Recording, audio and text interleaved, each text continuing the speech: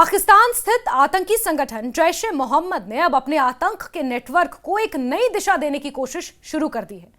यह पहली बार है जब संगठन ने महिलाओं को जिहाद की ट्रेनिंग देने के लिए एक नया ऑनलाइन कोर्स शुरू किया है, जिसका नाम रखा गया है तोहफतुल मोमिनात, यानी मोमिन महिलाओं को तोहफा। इस कार्यक्रम के जरिए आतंक के इस नेटवर्क ने अपने उद्देश्यों को और गहरा करने का प्रयास किया है, जिसमें फंड इकट्ठा करने से लेकर जिहादी विचारधारा का प्रसार तक शामिल है। इस कोर्स में हर महिला से 500 पाकिस्तानी रुपए की फीस ली जा रही है। ऑनलाइन माध्यम से चलाया जा रहा यह अभियान न केवल आतंकी विचारधारा को फैलाने के लिए बल्कि महिलाओं को जिहाद के लिए तैयार करने के उद्देश्य से भी बनाया गया है। इस कार्यक्रम की कमान सीधे आतंकी सरगना मसूद अजहर की बहनों सादिया अजहर और समायरा अजहर के हाथों में सौंपी गई है।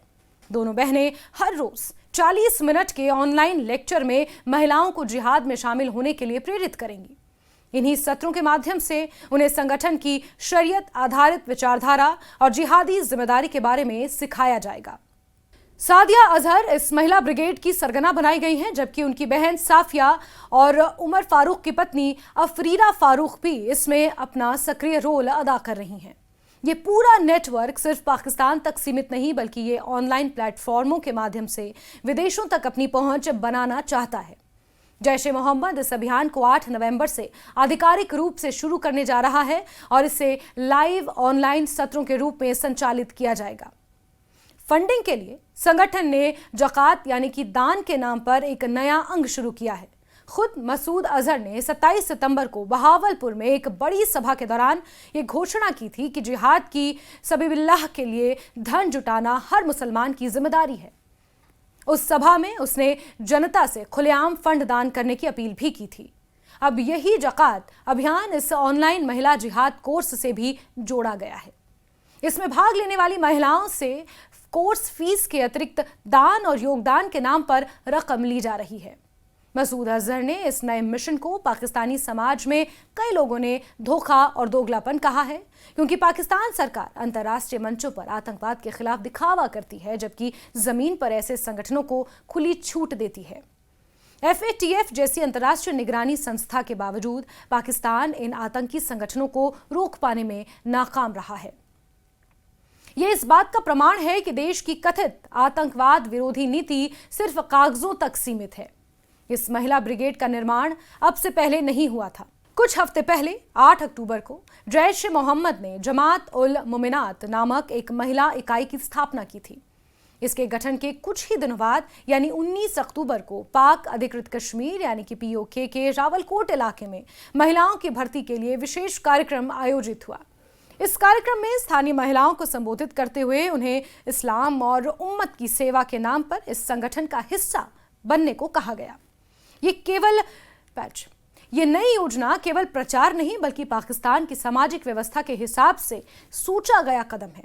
पाकिस्तान जैसे समाज में जहां सख्त पर्दा और रवायतें महिलाओं को घर से बाहर निकलने की इजाजत नहीं देती, जैश ने इसका समाधान ऑनलाइन जिहाद के रूप में खोज निकाला है।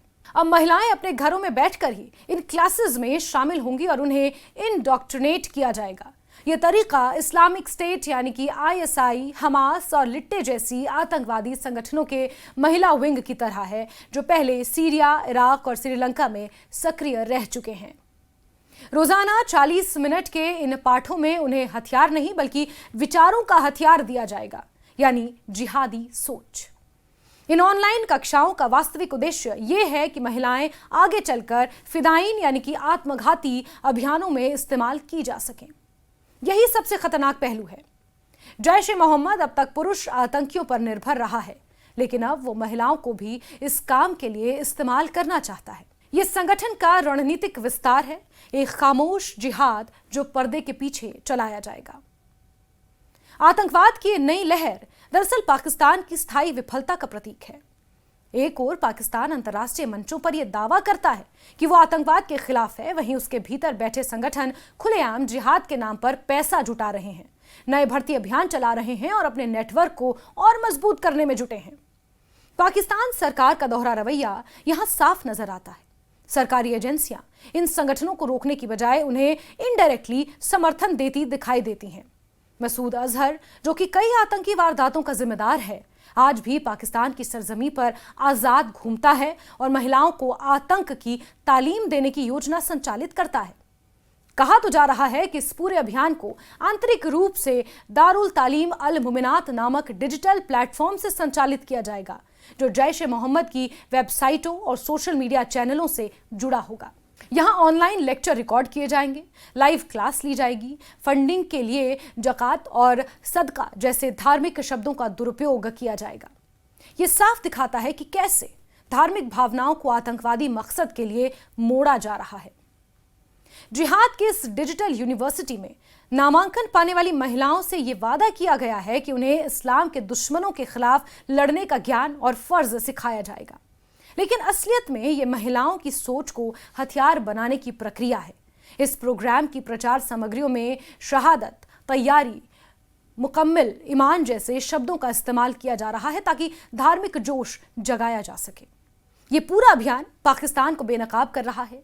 जैश ए मोहम्मद का ये नया महिला अभियान ये साबित करता है कि पाकिस्तान आज भी अपने पुराने खेल में लगा हुआ है।